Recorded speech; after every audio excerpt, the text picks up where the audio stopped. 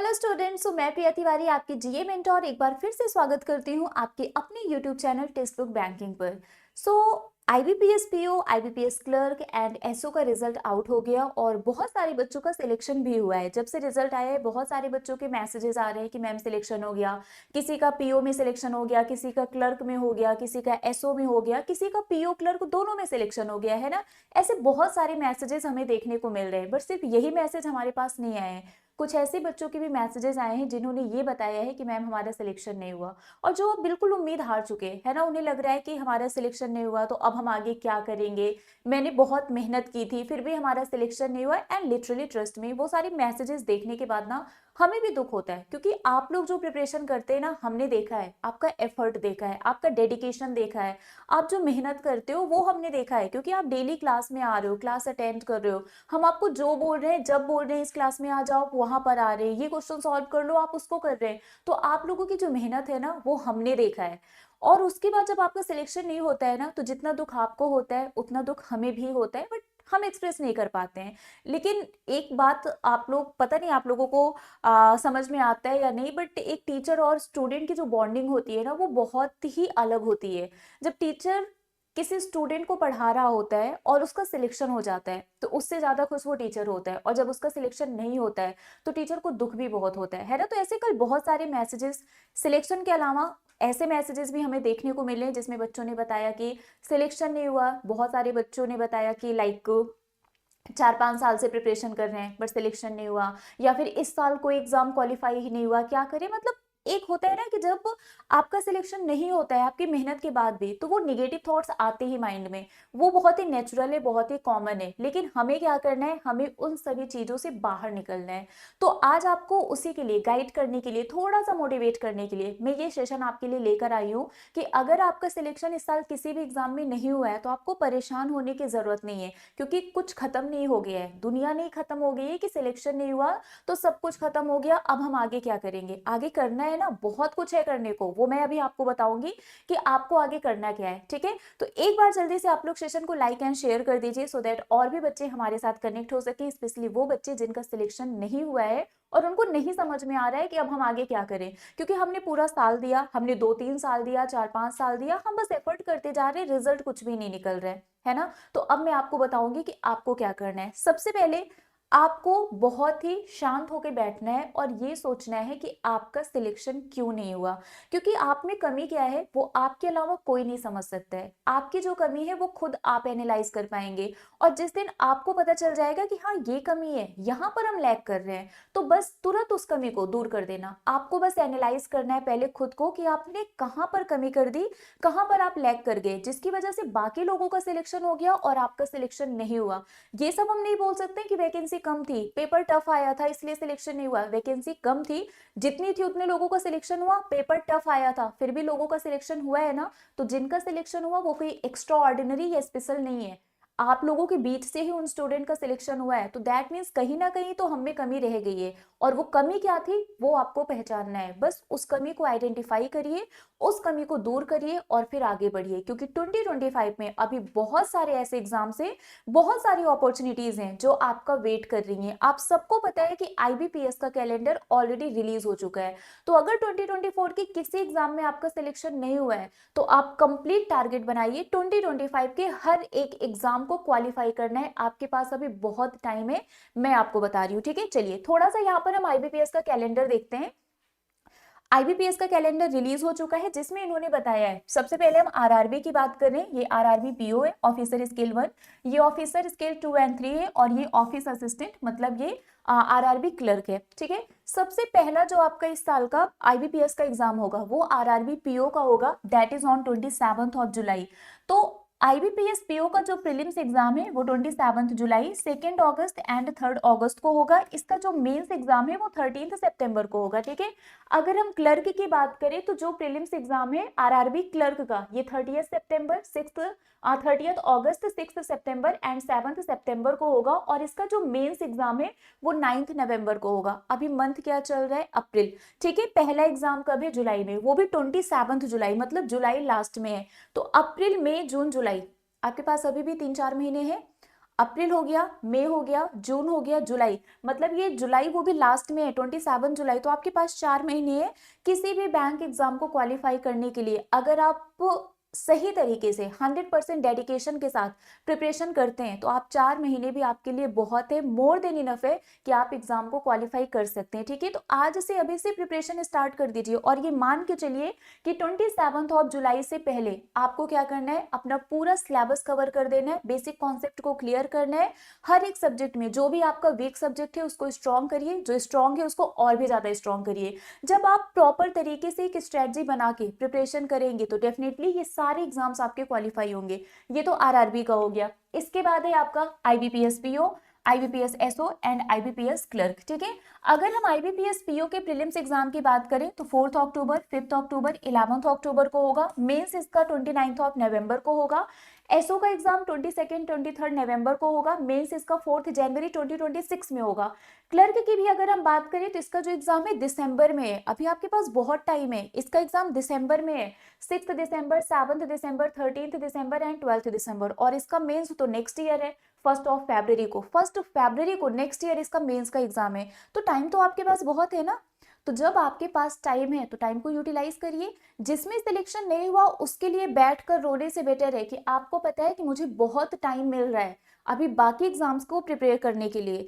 देखिए एक चीज मैं आपको समझा दूं, जुलाई तक का टाइम है आपके पास। अगर आपने जुलाई के पहले अपना पूरा कोर्स कंप्लीट कर लिया, जो भी सिलेबस है वो कंप्लीट कर लिया, बेसिक कॉन्सेप्ट क्लियर कर लिया, तो उसके बाद आप हर एक एग्जाम को क्वालिफाई कर लेंगे।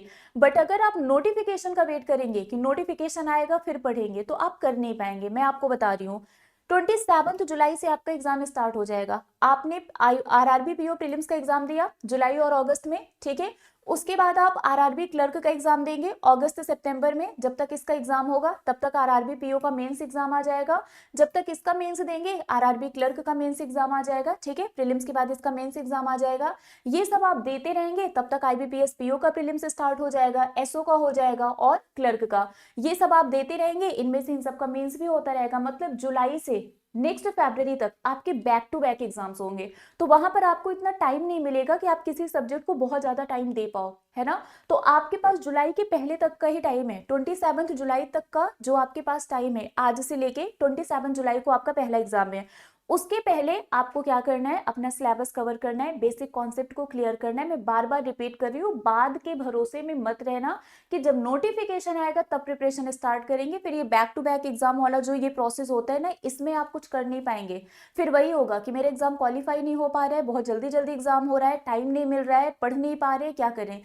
करना ये है कि अभी से एक एक मिनट, एक एक सेकंड को यूटिलाइज करिए, तभी आपका इस साल जो भी एग्जाम है वो क्वालिफाई हो पाएगा, ठीक है। और इसी के साथ आपको एसबीआई का भी नोटिफिकेशन देखने को मिलेगा। अभी तो जो चल रहा है वो लास्ट ईयर का है, तो इस साल का भी तो नोटिफिकेशन आएगा ना एसबीआई का, वो भी आपको देना है। तो आपके बैक टू बैक एग्जाम्स हो जाएंगे। और भी बहुत सारे एग्जाम्स होते हैं, इंश्योरेंस के भी एग्जाम्स होते हैं, बैंक के भी जो एग्जाम्स होते हैं वो भी होता है। ये तो आईबीपीएस का मैं बता रही हूँ, बाकी और भी बहुत सारे अपॉर्चुनिटीज हैं जो आपको देखने को मिलेंगे। तो प्रिपरेशन स्टार्ट कर दीजिए अगर इस साल 2025 को आप अपना सिलेक्शन ईयर बनाना चाहते हैं, ठीक है। अब देखिए यहाँ पर मैं आपको बता दे रही हूँ नोटिफिकेशन कब तक आएगा। आरआरबी पीओ आपको पता है प्रीलिम्स इसका 27 जुलाई, 2 एंड 3 अगस्त को होगा। मेंस 13 सितंबर को होगा। इसका जो नोटिफिकेशन है वो जून में आ जाएगा। आरआरबी क्लर्क का भी रजिस्ट्रेशन जून से स्टार्ट हो जाएगा। आईबीपीएस क्लर्क का एग्जाम 6, 7, 13, 14 दिसंबर को है। मेंस 1 फरवरी 2026 में है। इसका नोटिफिकेशन जुलाई तक देखने को मिल जाएगा। आईबीपीएस पीओ भी 4, 5, 11 अक्टूबर को एग्जाम है, 29 नवंबर को मेंस है। इसका भी नोटिफिकेशन अगस्त में आपको देखने को मिल जाएगा, ठीक है। आईबीपीएस एसओ 22, 23 नवंबर को इसका प्रीलिम्स का एग्जाम है। 4 जनवरी को इसका मेंस का एग्जाम है। ये आपका 2025 वाला है, ठीक है। ओके, एंड इसका जो रजिस्ट्रेशन है वो अगस्त में स्टार्ट हो जाएगा। ये आपका 26 होगा, ये आपका 4 जनवरी 2026 होगा। हाँ, ये 4 जनवरी 2026 है। तो ये 2026 में आपका मेंस का एग्जाम होगा, ठीक है। आईबीपीएस एसओ का हो गया। तो यहाँ पर मैंने आप लोगों को बता दिया, ठीक है, कि कौन सा एग्जाम कब होना है, नोटिफिकेशन कब तक आ जाएगा। तो आप सोच लो नोटिफिकेशन के बाद आपके पास कितना टाइम है। जून में नोटिफिकेशन आ रहा है, जुलाई में आपका एग्जाम है, पढ़ पाओगे आप? 1 महीने से भी कम का टाइम मिलेगा आपको, ठीक है, नहीं हो पाएगा। तो इट्स बेटर आप अभी से प्रिपरेशन स्टार्ट कर दो। वैकेंसीज की अगर हम बात कर लें, पिछले 2-3 साल की अगर हम बात करें तो आरआरबी क्लर्क में अभी इस साल मोर देन 5000 वैकेंसी था। आरआरबी पीओ में मोर देन 3000 वैकेंसी था। अगर हम आईबीपीएस पीओ की बात करें तो यहाँ पर जो वैकेंसी आई थी 2024 में, ये अप्रॉक्स 5900 समथिंग थी, बाद में इसमें ऐड हुई थी तो ये इंक्रीज हो गया था। आईबीपीएस क्लर्क की भी बात करें तो ये 10,000 से भी ज्यादा वैकेंसीज हमें देखने को मिली थी। और आप देख सकते हैं वैकेंसी हर साल इंक्रीज हुई है ना। तो इस साल और भी ज्यादा वैकेंसीज आपको देखने को मिलने वाले हैं, ठीक है। तो वैकेंसी में कोई कमी नहीं होगी, वैकेंसी भी बहुत ज्यादा आएगी, आपको बस प्रिपरेशन करना है। और फिर वैकेंसी से फर्क भी नहीं पड़ना चाहिए, आपको तो सिर्फ एक सीट चाहिए। उस एक सीट के लिए आप जितनी मेहनत कर सकते हैं उतनी मेहनत करिए, जितना एफर्ट आप कर सकते हैं उतना एफर्ट करिए। 2025 आपका होगा, लिख के ले लीजिए। अगर आपने आज से अभी से प्रिपरेशन स्टार्ट कर दिया तो डेफिनेटली 2025 में हर एक एग्जाम को आप क्वालिफाई कर पाएंगे। बट अगर आपको मेरा इसमें सिलेक्शन नहीं हुआ, ये रोना लेकर बैठ जाएंगे कि नहीं मेरा सिलेक्शन नहीं हुआ, अब हम आगे क्या करें, मैं इतने साल से ट्राई कर रहा हूँ मेरा सिलेक्शन ही नहीं हो रहा है, अगर ये रोना लेकर बैठेंगे तो आगे के जो एग्जाम्स है ना वो भी नहीं क्वालिफाई हो पाएंगे। तो इट्स बेटर कि जो हो गया उसको भूल जाइए, क्या कमी थी उसको ढूंढिए, है ना। और अपनी कमी को दूर करते हुए आगे के एग्जाम की प्रिपरेशन कैसे करनी है इस पर फोकस करिए, ठीक है। चलिए, बाकी आपको मैं बता दूं, आप लोग अपने प्रिपरेशन को और भी ज्यादा बेटर करना चाहते हैं तो आप जुड़ सकते हैं हमारे साथ हमारे टेक्स्ट बुक सुपर पैक में। सुपर पैक में आपको सब कुछ मिल जाएगा, बस वन टाइम इन्वेस्टमेंट है। एक बार आप सुपर पैक परचेज करिए, आपको 1-1.5 साल तक कुछ भी परचेस करने की जरूरत नहीं है, मैं आपको बता रही हूँ क्यों, ठीक है। यहाँ पर आपको सभी बैंकिंग एंड इंश्योरेंस एग्जाम का फाउंडेशन बैच भी मिल जाएगा, आपको मॉक टेस्ट और उसका लाइव एनालिसिस भी मिल जाएगा, प्रिंटेड स्टडी मटेरियल्स भी आपको मिल जाएंगे। इसमें जितने भी पीओ के एग्जाम होते हैं, SBI PO, IBPS PO, RRB PO, सब इसमें मिल जाएगा सिंगल पैक में, ठीक है। क्लर्क के जितने एग्जाम्स होते हैं वो भी इसमें मिल जाएगा, करंट अफेयर की भी क्लास आपको इसमें मिल जाएगी, ठीक है। इंश्योरेंस के जितने एग्जाम्स होते हैं वो भी इसमें मिल जाएगा।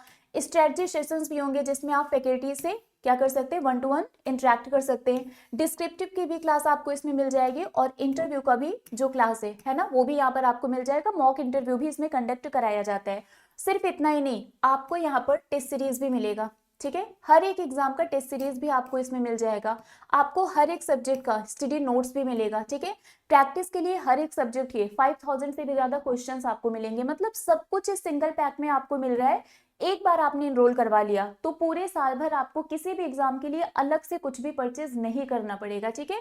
प्राइसिंग की अगर हम बात करें तो आप यहाँ पर देख सकते हैं कि अलग अलग प्राइस यहाँ पर दिया हुआ है। अगर आपको लाइफ टाइम के लिए चाहिए तो इतने में मिल जाएगा, 12 मंथ के लिए चाहिए सुपर पैक तो इतने में मिल जाएगा। मतलब आप जितने भी ड्यूरेशन के लिए परचेस करना चाहते हैं आप परचेस कर सकते हैं।